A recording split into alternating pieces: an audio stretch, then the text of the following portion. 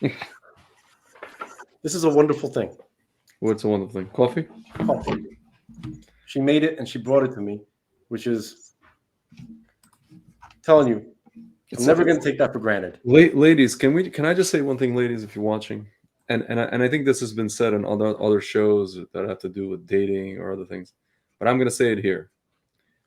You don't Bring the man some understand. coffee. Yeah, you don't understand that. Here's the thing. Here's the. I'm going to quote my Yemenite friend. Here's the thing.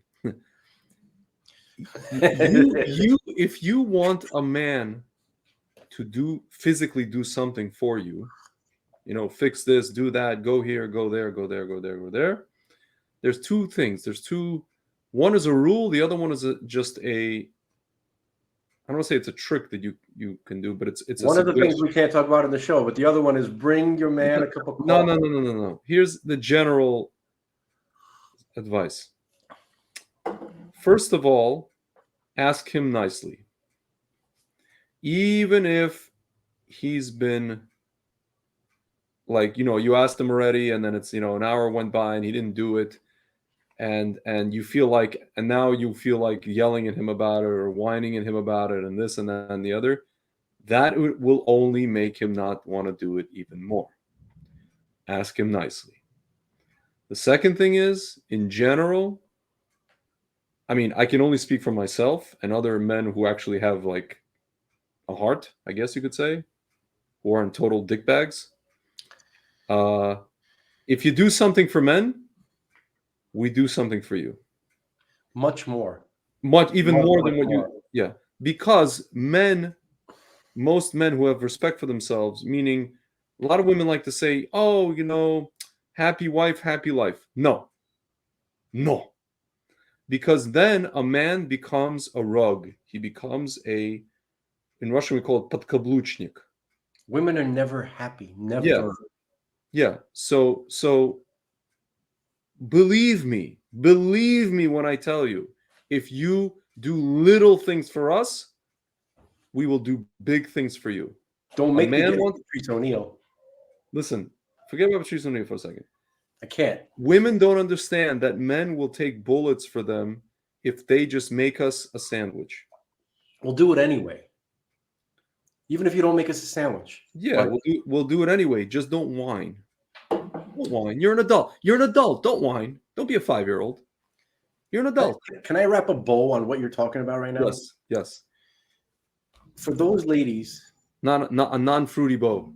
Yeah, for those ladies who are wise. This is for the wise ladies, and it's not a certain age, because I noticed that lack of wisdom seems to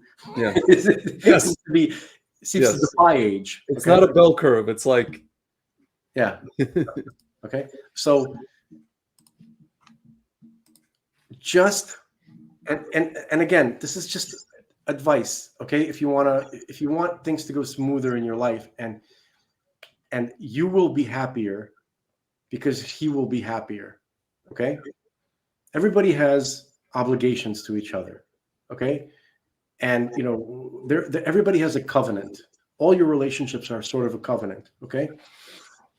But the nature of how that covenant plays out is up to you. And ladies, and who are we talking about right now? Okay, we're not talking about the scumbag boyfriend that didn't. Again, you shouldn't have a boyfriend. Right now, I'm addressing real wives and real husbands. Okay, ladies, all you got to do is make his dreams come true, and you know what I mean. Okay, and every once in a while, just bring him a tea or a drink when he's working. Just something that like makes him feel remembered. A guy, we're actually very simple to please in certain respects. We just want to feel slightly remembered. In the words of Chris Rock, feed me, something me. Well, you see, that's crude. That's crude. That's crude, but it's also missing things. I know. Important things. Because he's trying to turn us into like savage beasts. Animals, we're not savage beasts. Yeah. Okay. We'll do what we got to do. Okay, we'll swim in sewage. We'll climb up on electric poles. Okay, and almost die every time. Okay, we'll stand out in the sun. We'll carry things like donkeys. Okay, if you, let's say, were to stop by and bring like a cold soda, like a sandwich or something. It's not even about the thing itself, which is helpful, but it's just like The gesture. it's the gesture, and also it's the witness. We want to witness, ladies. We want somebody to witness and slightly care, slightly acknowledge what we do. We realize we're not the main show. We realize that.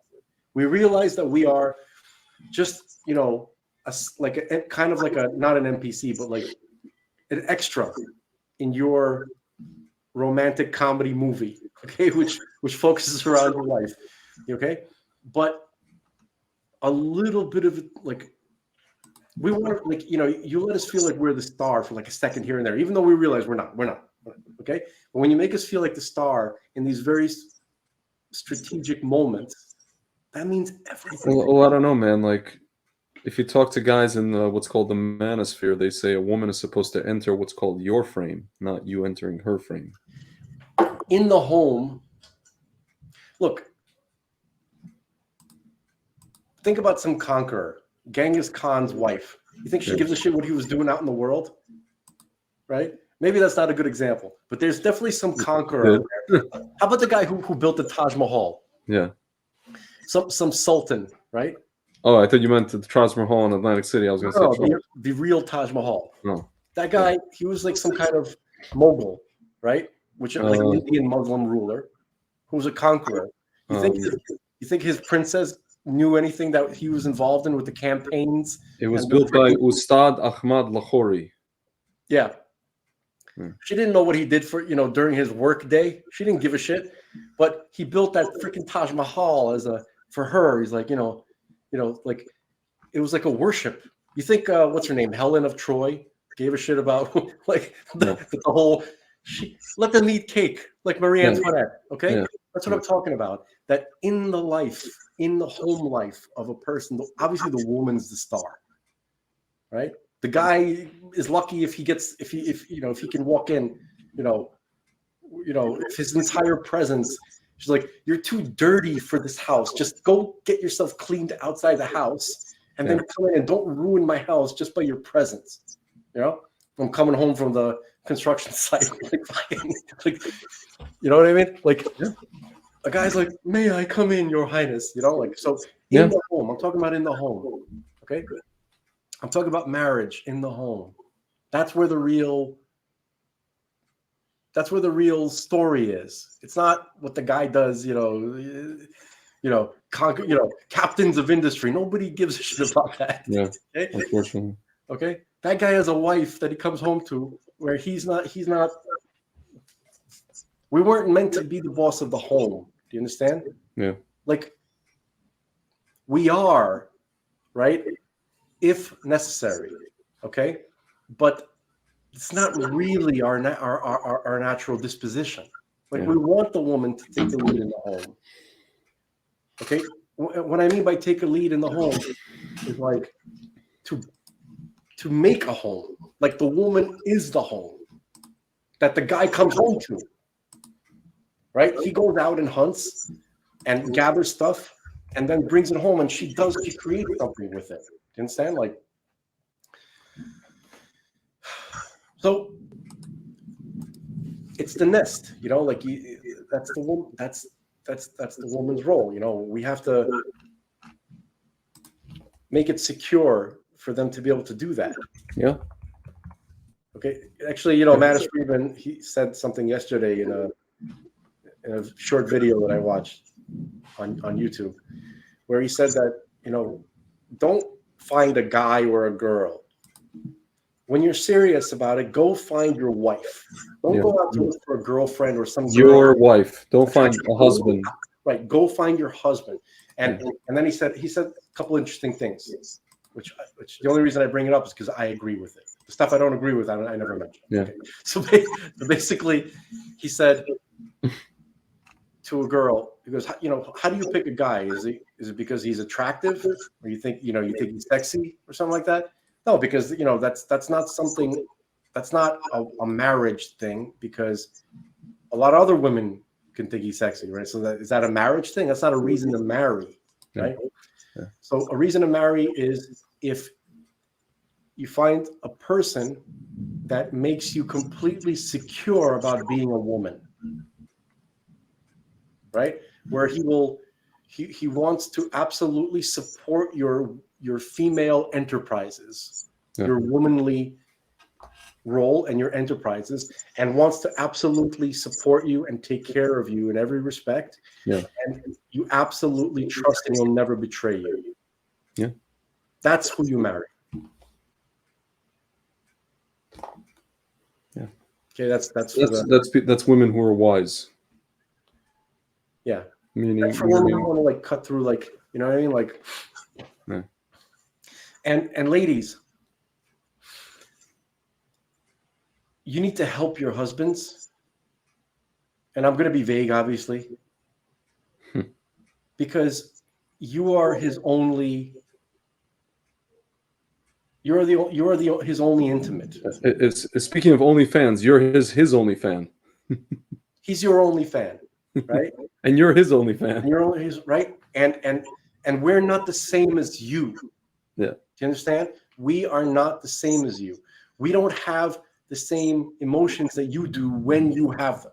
Yeah. Sometimes we never have the same emotions that you do at any time. Yeah. But even when we do have emotions, we don't have them at the same time as you do. And then there are other things that we are not the same. We're not the same biologically. The things that torment us are not the same. The way we look for escape from stress are not the same. The things that we fantasized about are not the same. Okay? You are his fantasy girl. You're his wife. You're also his fantasy girl. Okay? You're supposed to aspire to that. No, you are that. Yeah. Okay? And you got to want to be it too, because you're it for him. You understand? Like, he's looking to you to have his fantasies fulfilled. Okay? And so, and if that doesn't happen, right? Obviously, it's a huge disappointment, right? And if it's something that you can do, right? And obviously, I'm talking about staying within what's permitted by law, by the Torah, right? Within that framework, right? Then if you just do it, right? And the point is, like,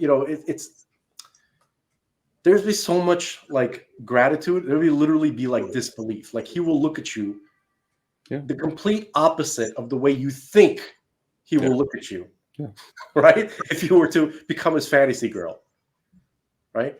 He would look at you with awe. He'd just be so grateful. All right? Because that's what he wants, right? Just make him happy. That's the point. It's important. His happiness is important. A happy husband is a happy wife. And here's why. What he just said. A happy husband is a happy wife. Because for the most part, the guy is the entertainment in the house. Yeah. You understand? Yeah. He's the one who provides the context for, like, ladies, how do we go out with you, right? What do we have to do to make you like us? We got to perform for you, right? We never stop performing. Yeah. Okay. So we are the performer. You are the audience. Judging us, right? We want to see you laugh. You ladies probably take it for granted, right? All the stuff, because you just get used to it and you think that's just how it is. But there's an effort. Do you understand? And if you get bored with your husband because he's not as romantic anymore, he's not as funny anymore, he's not paying attention to you as much anymore, and all this kind of thing, is like, did you Did you miss the opportunity to be his fantasy girl? I mean, he's not, you know what I mean? If you didn't do it, doesn't mean he's gonna, he has an excuse for leaving. Obviously, everything we're saying flies in the face of all the feminist crap that has actually infiltrated the Jewish world. It has, very much so. It's amazing, folks. All I'm saying, but we're telling you how things need to be, how things can be, in order can be and need to be, and it's important, because if they're not going to be this way, this whole thing is going to collapse. It's going to continue the way it's going, and and we're done. We're done. We want to make you happy. We always want to make you happy. Yeah. Like, I don't want to get too much into, like, again, rehashing past things, whatever it is, but I'm just use one example. I had moved from a country that I love, Israel, back to America. I had no designs on moving to America. We're talking 10 years ago. For somebody who I thought was, at the time I was going to marry this person. And the person actually respected me, told me that they respect me in many ways, and what I did, moving over there, and this and that and the other, and and unfortunately, and this is why it's also very, very important to block out outside noise. For the folks at home, if you are like dating somebody, you're not married yet, and even if you are married, actually, even after you get married, before married, after married, but especially before, block out outside noise. Block out your stupid friends who we don't like, meaning some of your friends we will like, but then there are friends we don't like as a default, who tell you this, that, and the other, and then things start deteriorate to where you start basically not valuing us for no reason. As in Russian we say "na pustom месте," literally for no reason, out of left effing field. And then you wonder why we, so to speak, don't want to continue the relationship, because, again, this is a classic thing. And you see this in movies as well, where you see the husband go. Usually, it's the husband saying to the woman, to the wife, "What happened to the girl I married? What happened to the girl I married? What happened to the girl that I met?" You ever remember a movie American Beauty with what's his name? I always forget his name. With Space Cadet. Kevin Spacey. He literally is sitting with Annette Bening, and he goes, "What happened to that girl? I used to take her to this thing, whatever. We went to Woodstock, and you went in the mud, and I'm just paraphrasing." And she literally, it's almost like the Men in Black came to her and zapped her brain, and she couldn't even remember what happened to that girl, because that girl started working in real estate. She started being a big shot, and she started being a this, and she met that guy who works with her, and he started, extramarital affair. You saw the movie. Like,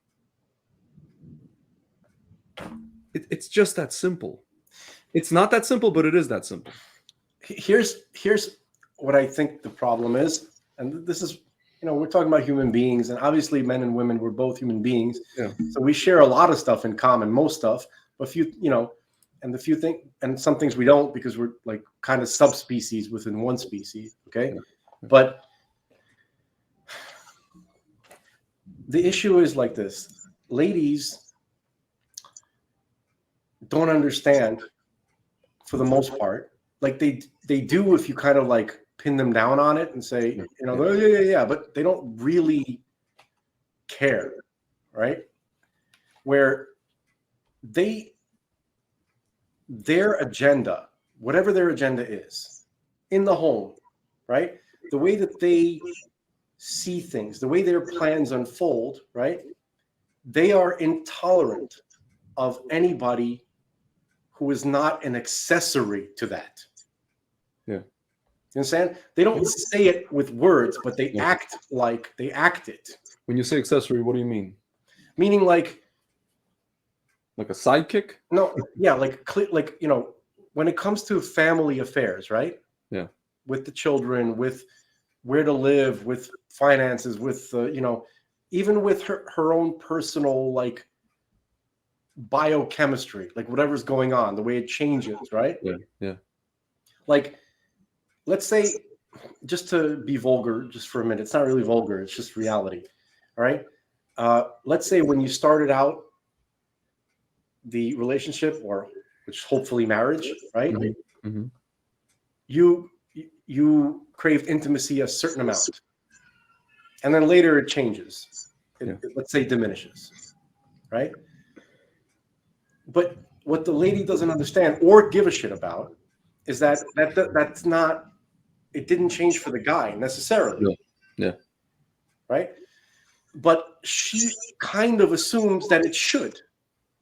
It changed for her, so obviously, you know, and you know, she justifies it in the sense where a lot of ladies are living in their world. rationalizes. She's like, well, it changed for me. Obviously, we've had children, we have these matters, and you know, important things come up, and then they're mad at you for still like being the way you were before. Being a pervert, matured with me. Yeah, for being the pervert troglodyte, sex fiend you were when you met her. Which she enjoyed, right? Which she, yeah. So basically, they look at, if you're not evolving with them, you understand? Like evolving, right? That means that you're lagging behind, and they're tolerating your immaturity. Hold on a second. I gotta open the door. Getting back to the original thought, ladies feel like they are the leader, right? Yeah. Of the family and the relationship, which they are. It's true, okay, but they don't understand mindsets that are not like their mindset. And when I say they don't understand it, they don't respect it, because it cannot be superior to hers. Obviously, she's on the cutting edge of maturity and development, right? And if you're not like in lockstep with her, and if you were in lockstep with her, as you should be, this is from the lady's perspective, you would be of the same mindset, and you wouldn't have the same, you know, things bothering you in your mind, all these desires and fantasies and stuff like that. It's actually a reflection of the fact that you're you know, that you're not, you know, your head isn't where it should be right now. Understand? Yeah. It's this kind of tyranny in relationships. Yeah. That it is the root of all the problems. It really is. Okay, you disrespect his mindset and his experience. You dismiss it. You think that it's immature. You marginalize it, and that's, you know. And again, we're talking about good guys. We're talking about husbands, real husbands, devoted husbands. Yeah. Ones who are in conflict. Like, if a guy's a piece of shit, right? And we're not talking about those kind of guys, then this wouldn't really even be an issue to him, because he's like, oh, I can't get it from you. He'll go get it elsewhere. Yeah. No conflict. Yeah. Well, that's why. What is it? You know, again, back to this whole Manosphere group of people. They say that even if you're, so to speak, a good guy, they don't say become a piece of shit. They just say, listen, then start using certain modality against your, you know, with your woman, to where she's going to understand that, you know, it's again, it's your frame, it's your realm, and not hers. So they start kind of giving over this whole idea of like, you know, there's certain things you can be doing or saying where, listen, enough of this nice guy shit. That's basically what they're saying. Enough of this nice guy shit. Or you know, a good man is not like, again, podkabluchnik, on guys under the heel. Some of the things they say make sense, but their basic premise is wrong. Yeah. You know, like, that's any kind of like movement. Yeah. Right. You can't have a movement without some kernels of some truth, which you, and then you pile on stuff like don't get married and all this other crap. Or like, just cheat on your wife if she doesn't give it up to you, that kind of stuff. No. This guy's asking. This guy's asking a Ger. It's called. His name is Ger Seeking on YouTube. Talks about polygamy. Could another woman in the equation rebalance things? We'll get into that.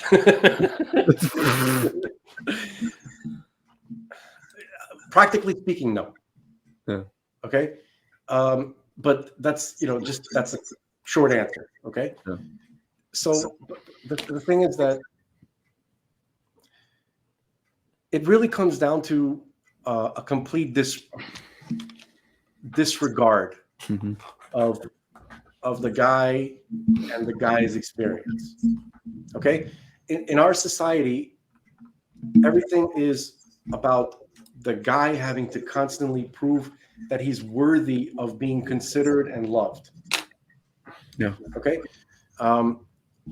This is one thing that I kind of agree with Tate, right? He's the guy of the Manosphere. Yeah.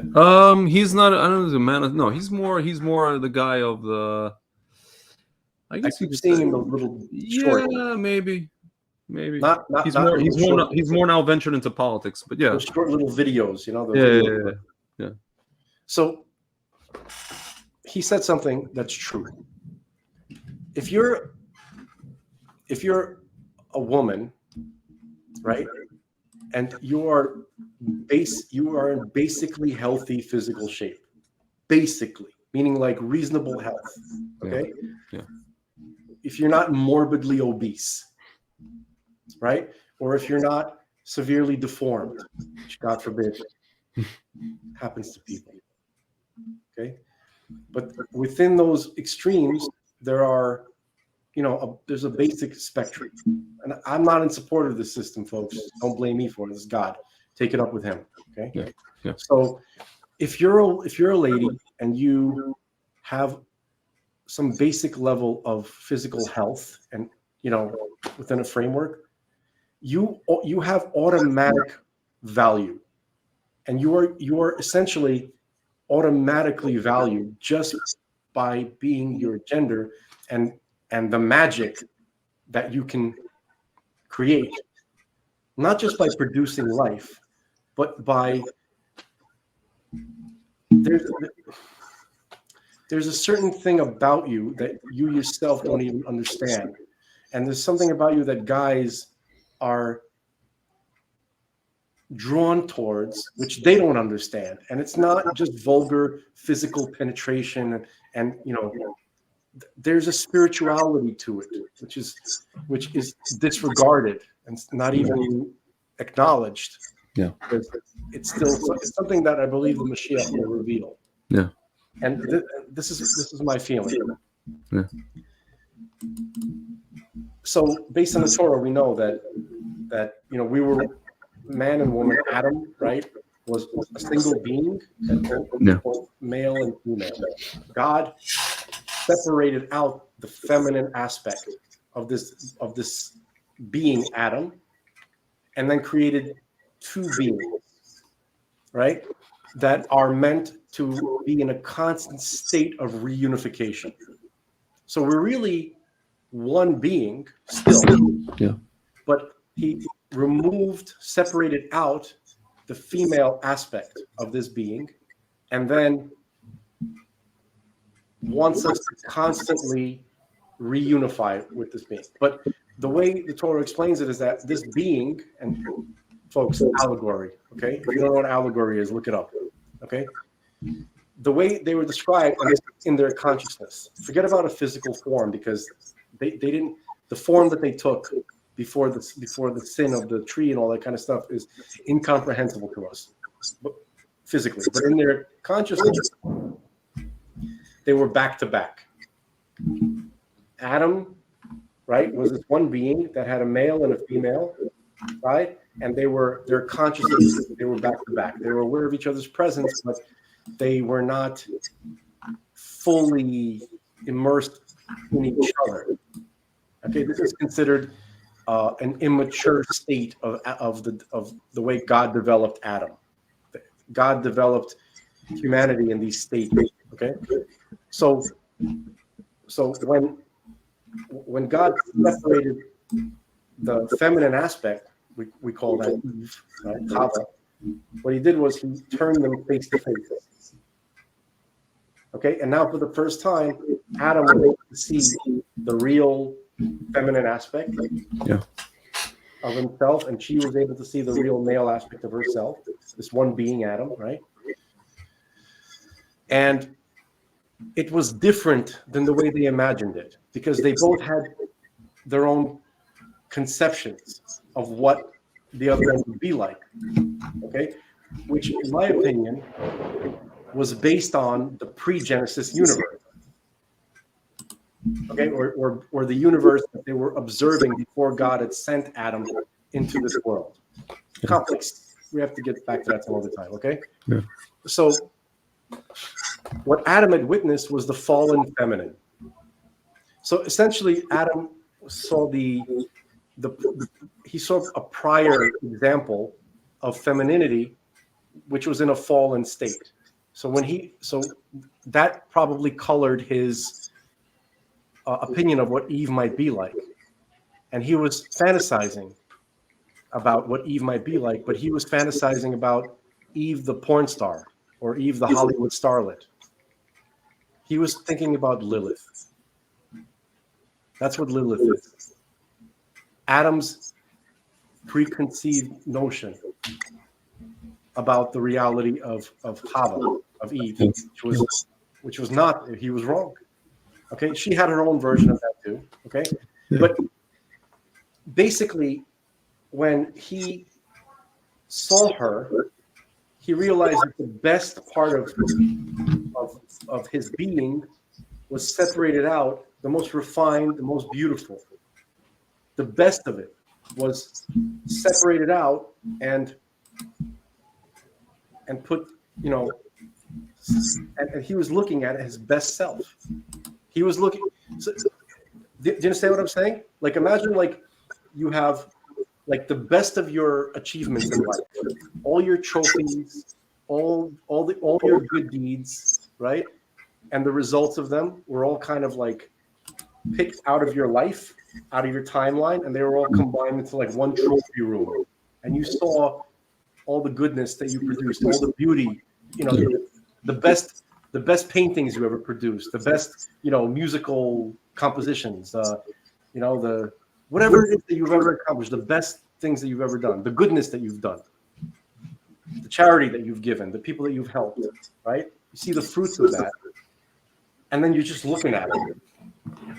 That's what it's like when Adam saw Eve. And that's what happens every time we see you, ladies. That's the spiritual root of this attraction. And then it's covered over with klipot, with the sitra achra. It's layered in all this other stuff that you think's going on, which is going on. The vulgarity part of it. But underneath all that is this basic reality of the universe. It's like woven into the fabric of itself. You know what the most striking woman? Do you understand? We're all one being. Like every human on earth is one being. Okay, so when we see you, ladies, it's like Adam. Yeah. We just and so what happens? What do we want to do? We want to desperately connect back with you, and in a sense, we want to get absorbed back into you. Yeah. We just want to melt into you. But what a lot of ladies don't understand, and again, I'm only speaking for myself because some guys don't really care about these things, is that they think that all they gotta do is sit there and look pretty or look pretty, and that's it. They don't realize that when they open their mouth and the I guess you could say objective, or let's say use the word objective, or pin-up beauty that they have is not matched by their personality, then I don't know. For me, listen, a lot of guys don't care. For a lot of guys, that they end up they'll be peas in a pod with that kind of girl. But again, I dare I say, in the Jewish world as well. Again, like the guy that told me you don't need your wife to be a Havrusa. Okay, that's your opinion, my friend. Meaning, I'm not looking for a havrusa. I told the guy I'm just looking to, have a. Listen again. I grew up. I can only base things of what I saw. I grew up with people who were best friends, parents who were best friends with each other, first and foremost. Yes, I've heard the thing, your wife is not your friend, and blah, blah, blah, blah, blah, blah, blah, blah, blah, blah, blah, blah, blah, blah, blah. Fuck you. Okay? Not you, Frank, but you know what I mean. So that's what it is. That's what it is. And that's what it's got to be. Because otherwise, like, it ain't nothing going on but the rent, man. What you're talking about is some aspects of the practical application of how to live life with your wife, and what I'm describing right now is something like a basic rule of physics, meaning how you apply that, Sure. or how you work around it or work with it better, right?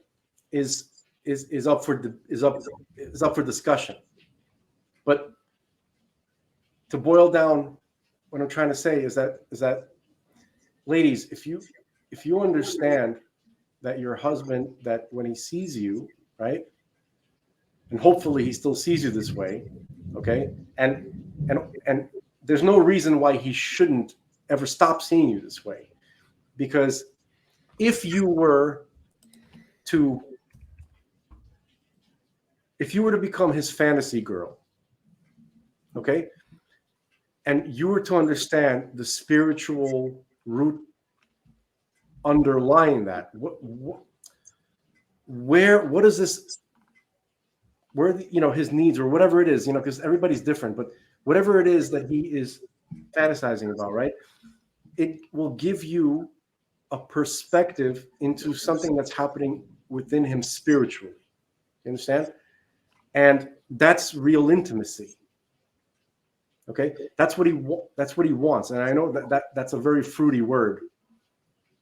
I'm trying not to be vulgar, okay? But the more you explore that part, and there's no one, you understand, like that's a deep part of marriage, where you can explore the depths of a person emotionally and sexually, okay? And that brings you closer, and it gives you a better understanding of what's going on within him, and it makes you understand his plight more. Many women don't even understand that there is a plight that needs to be understood, but that's where the info is, ladies. Okay, and you don't betray him, and obviously vice versa, of course. Okay, and you help each other in those most intimate possible ways. Okay, he will be forever, like the result of just acknowledging that part of your husband, right? And going there and not belittling him and not betraying him, right? Even if it makes you initially uncomfortable or whatever, okay? He will be so indebted, not indebted, but he'll be so grateful. Like just the natural gratitude of being acknowledged in that way, and not being humiliated. Because when people share things like that to each other, they become very, very, very vulnerable. It's very easy to hurt somebody in that level of intimacy, right? Yeah. And so if you trust each other, right, and share that with each other, husband and wife, okay, the guy will be far more, have this like unbelievable natural gratitude to you, which might, God forbid, even border on worship. You say because that's what guys are really like looking for. When it comes down to it, it's this like, I'm not gonna say collective, but it's like this memory that we have from the first time we saw Chava. Yeah. And you know, the actual like desire, it's like magnetic, right? Yeah. To recombine with Chava, because you see that's the best of you, the most refined, the most beautiful aspects, right? And you want to just kind of like melt into it and dissolve. So ladies, you might wonder, why do you have these guys, idiots, Tiger Woods, right? Schwarzenegger, all these guys, Going cheating. who seem to be, they're cheating, they're throwing their lives away. Well, I mean, there's this easy answer. It's a throwaway answer in Hollywood that says for every hot Men are pigs. attractive woman, there's a guy out there. Listen, ladies. No, there's a guy out there who's tired of, blah blah. Ladies, listen. A guy, right? Most guys don't even understand this about themselves because they don't know the Torah, unfortunately. Okay, but the reason why they are so, like, they would risk their lives and their fortune, and they love their wives and their children and their money and their fame and everything, right? And they do these, and they, oh, they're sick. He's sick. Yeah, he's not sick. Because when Adam saw Chava, he wanted to recombine with her and to dissolve into her, into oblivion. You understand? Yeah. He wanted just to return back to himself. Okay, that's what happens when a guy sees. That's the default thing when a guy sees a woman. Okay, and that's our default feeling about you. Now, in order to change that default setting, you nag him and you treat him like shit for a long period of time, and he stops seeing you that way. Yep. Right? You don't regard any of his inner experience like it's important. And even the ladies that do, it's like, oh, they kind of tolerate it. Yeah. That's not what we're looking for. And you might be, and the ladies might be thinking, saying, what about, our fathers and our grandfathers never, needed that, never demanded that. First of all, we're talking about a different generation. Second of all, you are not the same. Also, I dismiss that. I dismiss that anyway, because they didn't show it. That's first of all. Second of all, and you're not the same women that our mothers and our grandmothers and the ladies that came before them were. So, blah. Excuse me. Ladies, not even close. The pedestal that you have your fathers and your grandfathers, they didn't talk to you about their intimate stuff. Okay, you're not the recipient of that. That's not that's not for you. Okay, so obviously you're going to think it didn't happen. Like Norm Macdonald says, he's like, when I heard about Tiger Woods, I was shocked. I thought he was a golfer. Turns out he likes to lie down with the ladies. You know what I mean? Like what? Like he's saying, like, obviously he's a human being. He's not just a golfer. Dude, right? Can I ask you a question though? Can I ask you a question? Yeah, but I still want to finish. But go ahead. Okay. No, I mean it's as part of the same topic, same umbrella topic. Yeah. Because it says this lady wrote on the comments and made me think about something. She wrote, "The Holocaust broke the nation. It is what it is. Jews are broken. The family is broken. Men and women are broken. We start here. People can start to heal. Jews are the least romantic people on earth. Too materialistic. To the breaking point, something is missing. 6 million Jews. Blah blah." And I got thinking about. I mean, that's not true, or it doesn't have to be true. And then I got thinking about ladies who I've met who are converts, who don't seem to have the same trauma, generational trauma inside of them, and you see completely different behavior. But so now on the one hand, you're talking about what is it? It's a baby neshama, but clearly a person who's a convert is not a baby neshama because they got the neshama that was, so to speak, somewhere, a Jewish neshama that was just waiting for them to.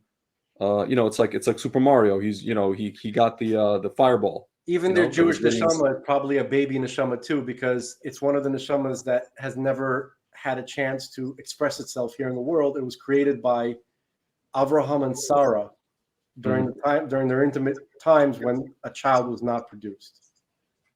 That's the neshamas of converts were created by Avraham and Sarah that never manifested into physical So basically, they're not going to have those generational traumas. They're not going to be here in lifetimes, travel throughout lifetimes. But because it's interesting, dude, I asked this because there's a book by a lady in the Old City, Sarah Yoheved Rigler, called "I've Been Here Before," where some of the people end up converting, and they tell stories of how they have dreams and flashbacks, how they remember themselves, in the Shoah or wherever. No, usually in the Shoah, that they died in the Shoah, and then they came back as some random non-Jew in Oklahoma or something like that. And then the person started, and then the person got like in touch with something Jewish and the rabbi and this, there's this whole story. Every person has their own kind of journey, and then not everybody became Jewish, but some of these people became Jewish. So clearly there is some kind of trauma. So but again, with the converts, there's a completely, obviously, because what I'm thinking is maybe stuff from this life plays in to it. So if a person is from Oklahoma or whatever state they're from, raised as a non-Jew for the first however many, let's say 30 years or 25 years of life, they're not going to behave like this Russian Jewish girl from Brooklyn. That's the conclusion I come to. Yeah, it makes sense. I agree with you on that. Yeah, I think that's what makes the most sense. And now I will try to finish my point as to why guys throw away their lives for minor interactions with.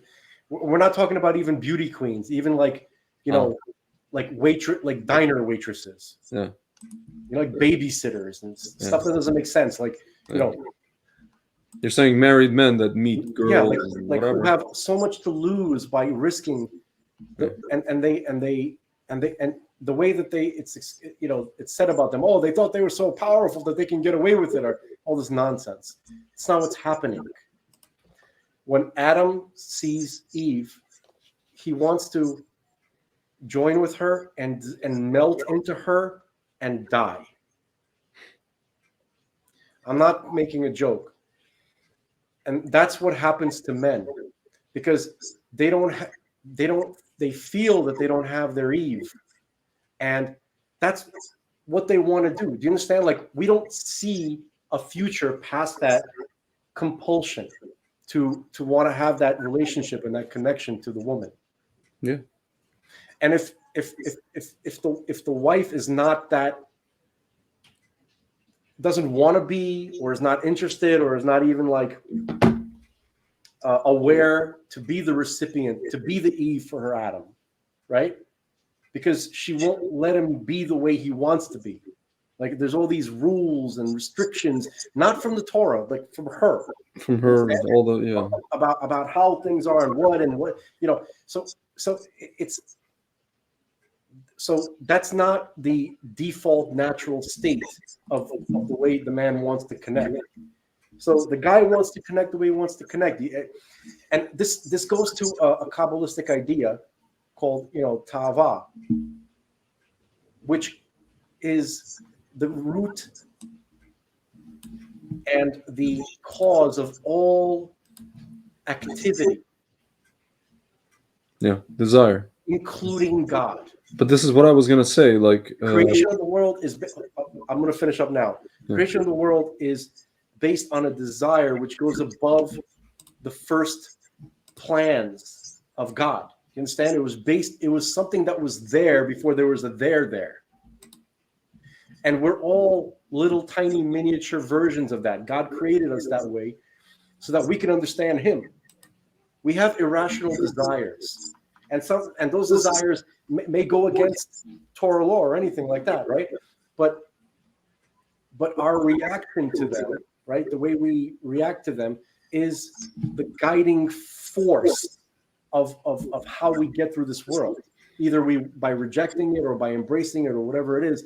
The point is that there's something there. There's the Adam wants to recombine with Eve because Yeah. he's so blown away by the perfection that he sees, right? And I'm talking about an idealized setting here, okay? It's like a memory that you want to relive, okay? And you want to melt back into her. Think Dude, about this is why I don't. active sex. That's what it is. Yeah. And the guy can't see past that. So now here's my question, That's why man. he throws his life away. Because it's a kamikaze, it's a desperate kamikaze act. Yeah. So what I think about sometimes is like, it's, you have this thing where even some of my friends tell me, oh, this is, the oldest thing in humanity, the oldest kind of, where men, most men who want to become wealthy because, they want women to, be into them. They want to attract women, right? Ladies with their wealth or their power. I mean, it's just one kind of umbrella. But okay, so a man is becoming let's say a guy who lives somewhere, I don't know, Miami, Los Angeles, becomes wealthy, and he ends up marrying some girl. Obviously the girl wouldn't have looked at him twice. Let's just say it's a situation where the girl he marries would not have looked at him twice had he not been that wealthy. Because we don't have intrinsic value. We are invisible until we do stuff. So what I'm asking is, okay, so we understand that this guy doesn't give a damn, literally does not give a damn about finding literally his zivug, his intended, or one of his zivugim, or however you view. I don't want to get into a discussion back and forth with you because we've had these, but like, let's say he's not interested in finding his other half. He's just interested in finding some woman who looks good, who happens to like him for his money. That's what he doesn't care about that. He doesn't care that that's the case.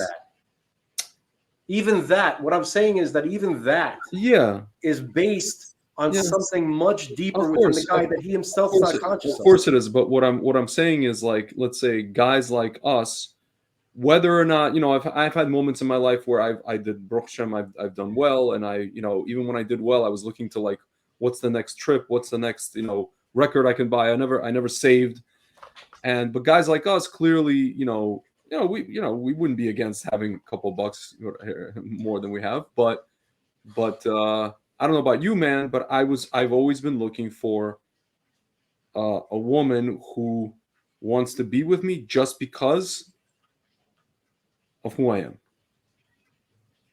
It sounds corny. It sounds very naive. It sounds cute. It sounds childish. I know. I'm saying to some people. No, to some people, it sounds.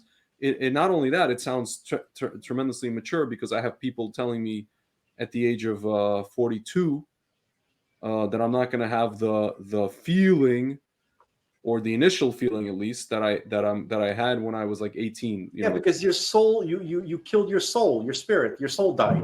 Well, man, that's who says that. People who killed their spirit. They locked it away somewhere. It's like, it's chained somewhere. Dying from hunger. But some of those people are fucking rabbis, man. Don't make me go back into this. I know. Go back to the previous episode. I'm going to go crazy. Some of those people are shadchans. They're capos. I'm going to go pee. I'll be right back. Yeah. I'm just going to read some of the comments. Some rabbis here are going to marry a Goya in a few weeks that is openly a Thelema follower. True story. Oh my God. That's crazy. Horrible. Dating apps, porn, drugs, alcohol, kill love between men and women 50 years ago. Yes, correct.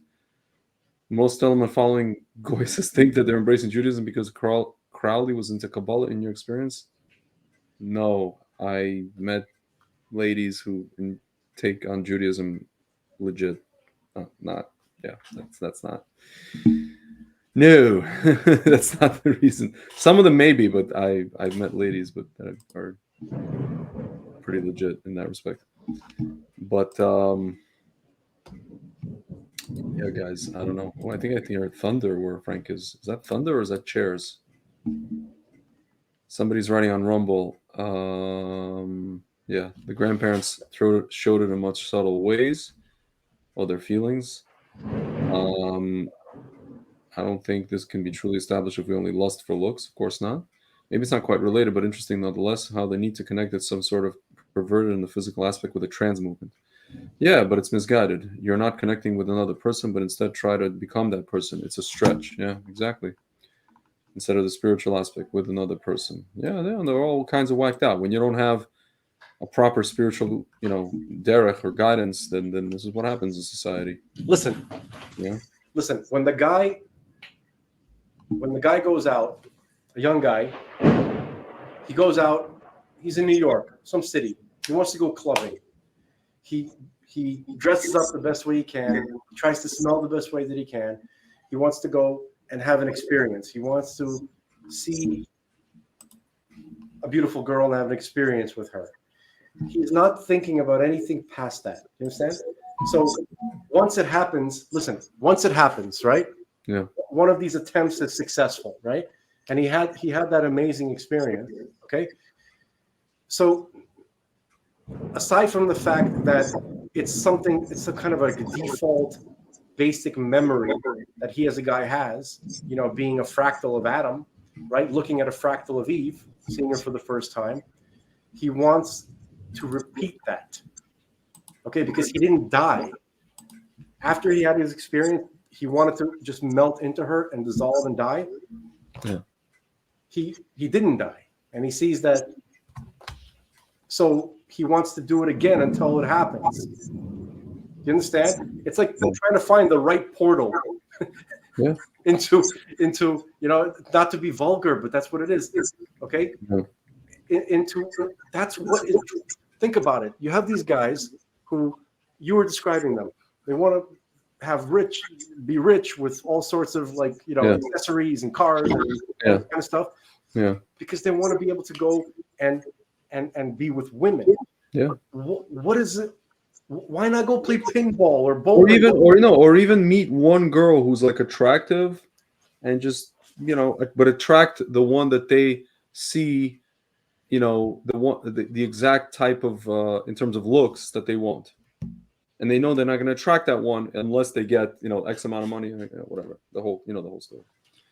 Yeah, the stuff that guys have are really just to replicate that experience that some of these guys had. They want to replicate that experience under all circumstances. That is the whole point of their life, is to see a vision of Eve, of perfection, a vision of beauty, of softness, of refinement and sweetness, and melt into it. Okay. Now, how do we do that properly? Like, that's the default setting of a guy. That is the basic wiring. That is the underlying programming of a guy. That's what, if you're a healthy guy, if you're normal, that's essentially what we're all dealing with. Okay, so we can't. Okay, so we're gonna discover at some point that, all right, imagine you found the right portal. That's your wife. Okay, and when you dissolve into her and you're still present, you're not fully united with her, right? From inside of her, you're like, well, what was that? What's the result of that intensity, right? Ideally, it's a child. That's part of the marriage system. The only way to truly fulfill your desire, the underlying spiritual desire behind all these womanizers and stuff like that, which they don't realize what's happening, is to unite with your wife to produce a child.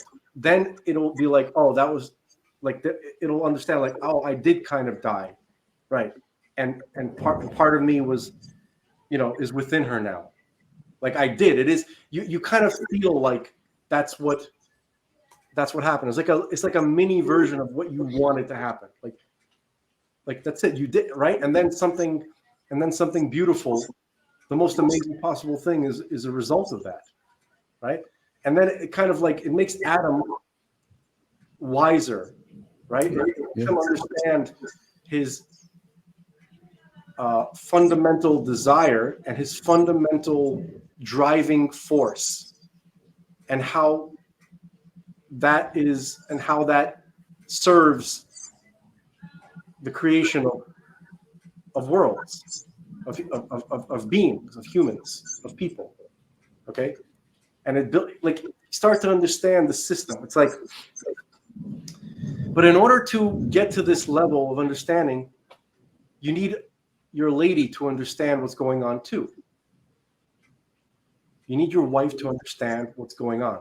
She has to understand what your basic programming is, what's happening, and how you're dealing with it. Okay? So, ladies, if your husband, just do whatever he wants. Do you understand? As long as it doesn't break halacha, do whatever he wants. All right? The rabbis, they stay out of the bedroom in terms of people's private. Okay? Okay? So just do what he wants. And if you don't share his, proclivities in certain ways, right? At least you are a custodian of his most intimate things. You understand? And you don't stab him with, you don't harm him. Nobody says you have to be forced to like something. Okay? Yeah. All right. And vice versa, by the way, ladies, it's like whatever that is. Like he obviously has to have the same. I think guys are generally more like if a lady has weird stuff that she wants, I think guys are generally more understanding. Yeah. And willing to accommodate. Okay. But guys are very scared, to kind of to show their desires, their vulnerable side to women because it's so freaking judgy. You understand? Yeah. So, but wives, your husbands, you're the only one that can help them. You're their fantasy girl. You have to understand what their basic driving force is. Okay, and again, you don't have to be into it, whatever it is. I'm being it's different for everybody. Okay, but don't stab them in it. Yeah. Okay.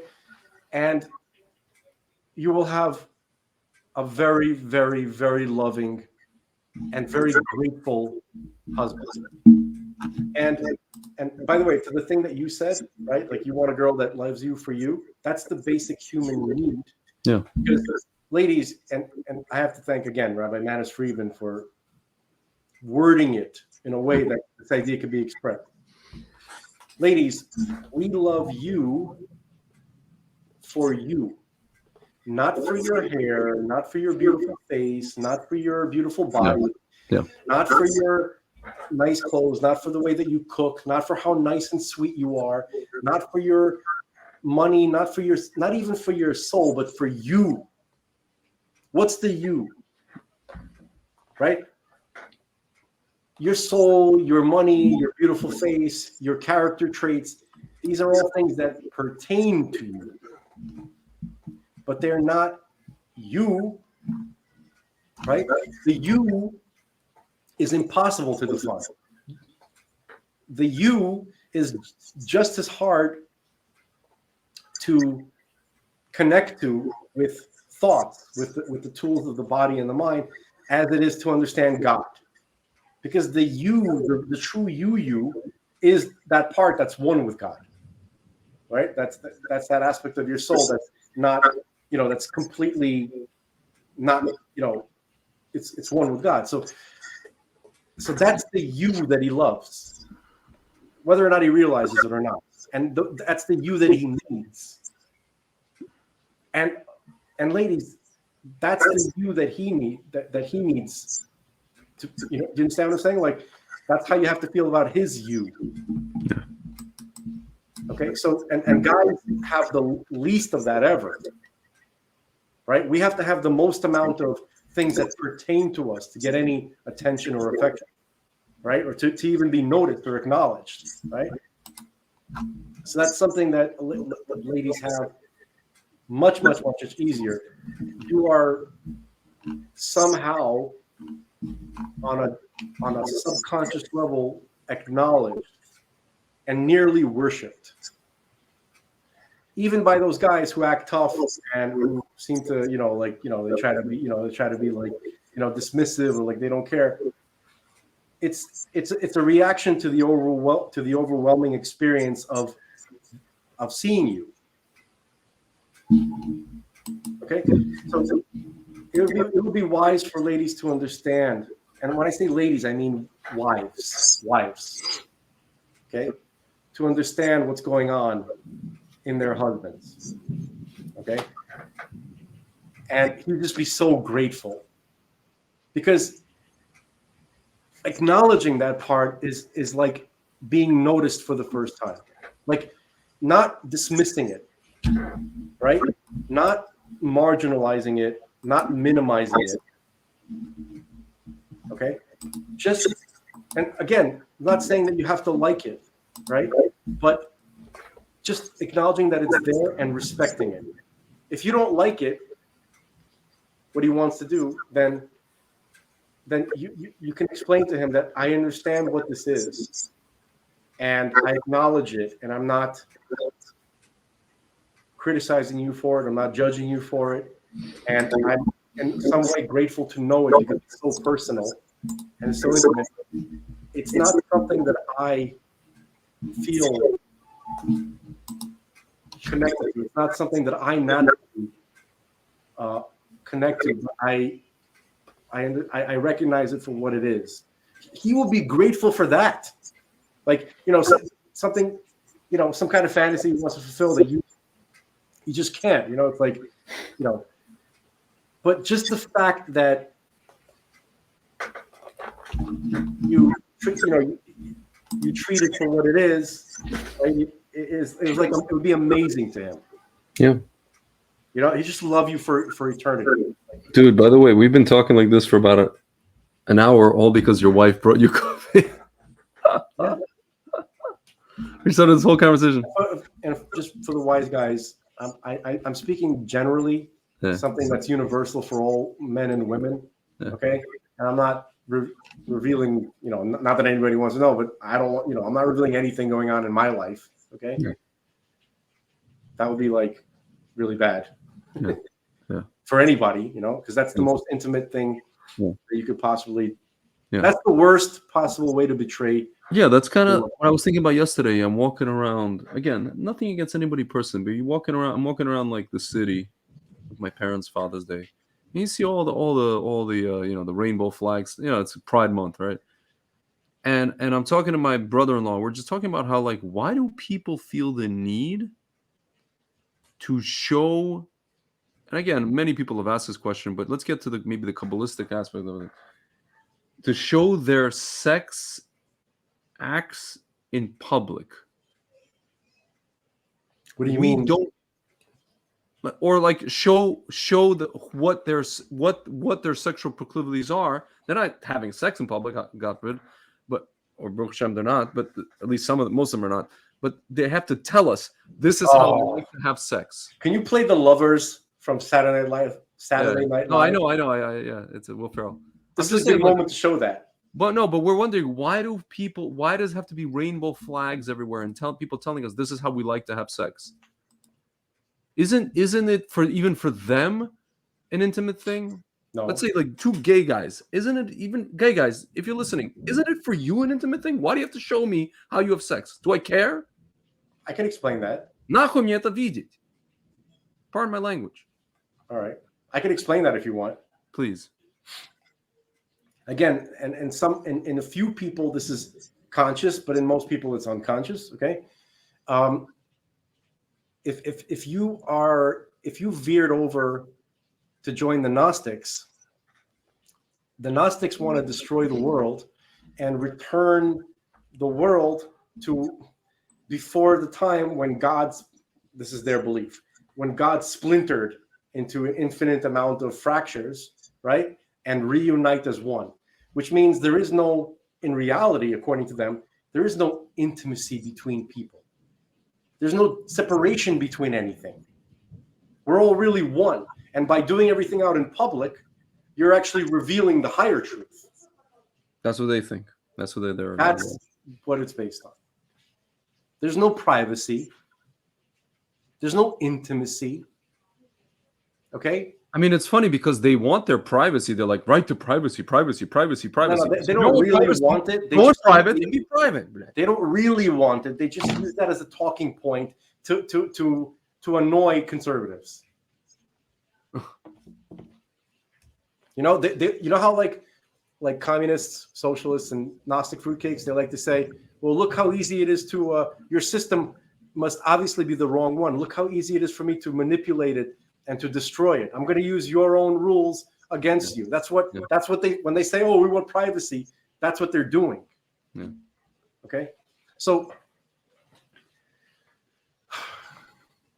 yeah. Can I play for the folks at home what you sent me, the Rabbi Manis Friedman's video about the real history of 20th century? In a moment, I just wanted to say, to say something. I'm trying to remember what it was. And then we can read Reb Bart Tzadok's thing about what he wrote today. I think we should actually read Bart Tzadok and then read because that's how I experienced it. I thought it was interesting. Yeah. But I just want to say that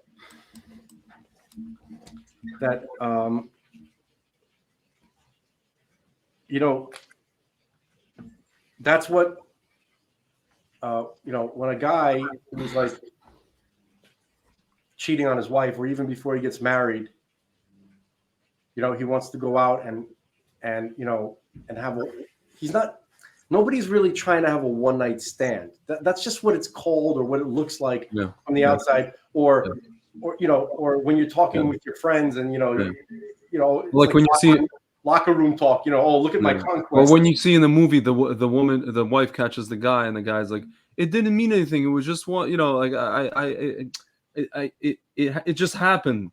It didn't mean anything. It just happened once. It didn't mean anything. Of course, it meant something, even for 30 minutes.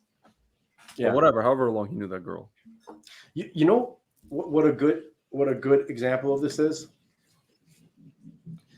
Before we do this, I think this is a great pictorial. Yeah. A great, visual. There's a scene. There's these two movies that I think of that have examples of this. One of them is Lady in White,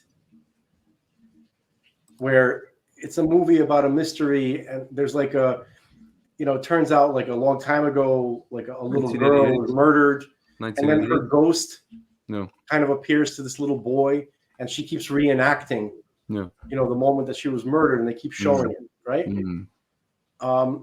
Or in another case, this movie High Spirits with Mahoney from with Gutenberg, right? And with Daryl Hannah, where she was a ghost, that she was murdered by her husband, and they kind of like keep replaying that scene. Can you show one of those? Like can I play Lady in White? I think it's called Lady in White. Do you know what I'm talking about? Like, but there's a trailer. What do you want to see specifically in the movie? Well, if the trailer includes like the ghost of the little girl, I mean, it's actually pretty disturbing. Yeah. I think you might want to play the High Spirits. High Spirits? Yeah, High Spirits. Daryl Hannah is murdered. She's like a ghost and whatever. Yeah, Peter O'Toole, ghostly murder. Yeah. Let's play this. They want to get zapped for this on Facebook or whatever. Come on, Facebook. And YouTube maybe as well. This is being streamed live on YouTube? Yeah. Oh, wow. Look at that. Milk of humankind, Miss Sharon. 3 little words every once in a while. Doesn't cost anything. I love you. Oh, shit. Wrong room. The room's not this nice. See, even movies like this have like kind of funny stuff going on. You know? Yeah, they had humanity to them. They had a soul, a human soul.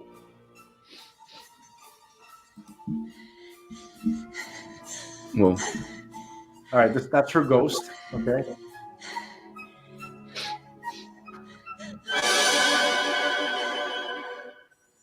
No, Mark. Hey, not what you think. Oh no, Martin, no. Oh, I know you! You're the girl that painted. So, yeah, we harlot.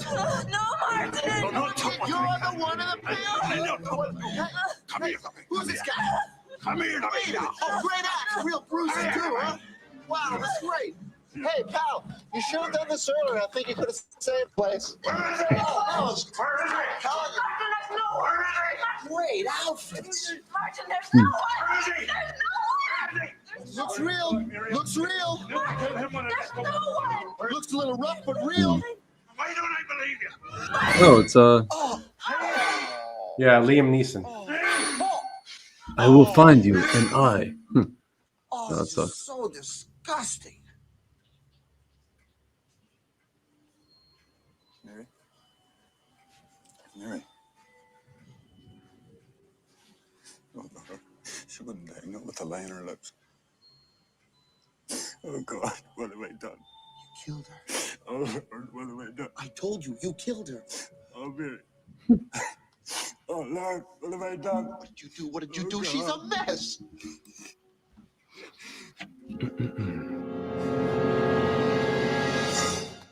So, so in this movie, that scene replayed like several times. Mhm. And like the next time, he actually like got in the way of the knife, and it kind of like it broke them out of their like the cycle of replaying the scene. You know, Yeah. whatever. That's not the point. So it's funny that this scene is like the exact opposite of what I'm actually talking about, but it's still like a decent visual. When a guy sees a woman for the first time, right? That's what happens internally on a very, very, very deep unconscious level. Okay? That's what happens in their mind. Not the murder scene, but the way Adam, when he saw Eve for the first time, he's in awe of her, of the best part of himself, or of itself, whatever. Because you know, the human soul, the human being is you know, male and female, but except, you know, that which the male female aspects separate. Okay, so Adam wants to he's in awe of her. He wants to reunite with her. He wants to melt into her, into oblivion. He doesn't see anything past that. That's the experience that a guy relives over and over and over again, whatever. And it's kind of like that scene playing over and over and over again. If you could picture not what you just showed, but that kind of idea, that's what happens to every guy who ever sees a girl, a girl that he's attracted to. That's what's going on. Yeah. Even if that's not what's happening consciously. Now, and that's okay. So that idea, right, of Adam. So here's what happens ideally. God separates the best parts of this Adam creature and collects it and combines it into Chava. The most refined of Adam becomes Chava. Adam sees it and is in awe of it and wants it back, or not just wants it back, wants to reunite with it in a much more intense way, because he wasn't even aware of it before. And she understands what's happening, and she invites it and allows it to happen. That's the ideal. And she understands what's happening inside of Adam, okay? And she accepts it, okay? That's the ideal situation, and the ideal expression of that is marriage. That's husband and wife. Mm. So if the wife understands what's happening inside of Adam, right, and she in a deep way and loves and appreciates it, and has her own like awesome perspective on it and experience of it, well, that's the ideal. Okay, so but ladies need to understand that's what's happening with Adam. They need to understand that they are the Eve, and just let it happen and encourage it and whatever. You know, I can't go too far on it. Most unfortunately, we live in a world, even like girls who are, ladies who want to find just a man, like straight girls, girls who haven't ventured into, I don't know, all this fruitcakery on college campuses and afterwards. I mean, it continues afterwards into the workforce and, in their 20s and 30s. Even those girls, most in this generation, everything is all over the place. Everything is misguided. Everything is just. That's why the Manosphere popped up, because it has to, like, basically, I don't know. These guys are trying to tell men, well, this is how women are now. So because the way that they are, this is the way they are now. This is how you have to behave, and there's no going around it. And you have to create some sort of Pavlovian dog situation to literally train these girls back into, I don't know, some kind of submission or some kind of game, some kind of mind F, some kind of psychodrama, some kind of psychobabble. Meaning we don't want to do that. We don't want to have to do that. But it's almost like, you left us no choice in a way. There's very few women who still know how to be women. I think there's very few women who are even aware of that there's a problem of their role as the Eve. I know. And to understand what that means to that's the what animal. I'm talking about. But even if we go back to one generation before us of the generation that our mothers come from, there was no, oh, I'm gonna be Eve. It's just like everybody was just normal, and they understood what's going on, how they're supposed to be, because they learned from their mother. Even if their mother was listen, some of these whatever, like people in the previous generation after the war, you think people didn't have like some of these ladies weren't spoiled, some of these ladies weren't entitled? Of course they were, even in those generations. I'm not going to get into too much detail. I have ladies like that in my family of the previous generation, not my mom's generation, the previous one, and even the one before that. There's a word for it. Koroleva Margot. The world revolves around this person. Not fake. That's not what I mean. They're not fake. They're whatever. But even those ladies understood what is, they would not get upset if a man opened the door for them. You know what I mean? They understood what a gentleman was and how a lady is supposed to be, how a lady is supposed to dress. And now it's just like, I don't know what's going on. I don't know what's happening. So when you find at least a woman, this is narcissism, that at least understands that in our generation, somebody who's a little bit younger, then that's great. And that's great. And again, these girls complain, men are not men anymore. It's not that we're not men.